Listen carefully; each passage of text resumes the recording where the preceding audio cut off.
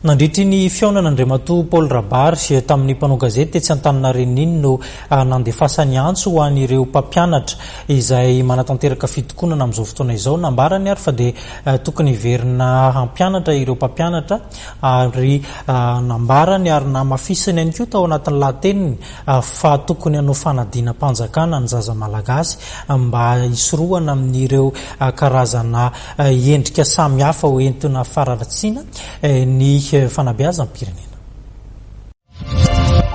Nanao antsavy tamin'ireo mpampianatra mbola manatanteraka fitokonana mba hiverina hampianatra ny ampianarana ny ministry ny fanabeazam-pirenena teo aloha Paul Rabary nandritry ny fihaonany tampanao gazety tsy Antaninarenina androany. Nanambara ny tenany fa tsy voavalin'ny governemanta ankehitriny mihitsy ireo fitakian'ny mpampianatra rehetra kanefa kosa tsy tokony atao sorona ny zaza malagasy. Mila manao fanadinam-panjakana ny mpianatra amin'ity taona ity ho iatrano ny tenany. Mpampianatra tsy mety isika miady amin'ny ray aman-dren'ny mpianatra. Mila manao examen mpianatra, mila tohizina amin'ny fampianarana. Raha mbola etretin'ny mpampianatra rehetra fa navita soa taminy dia anao miverina mpianatra.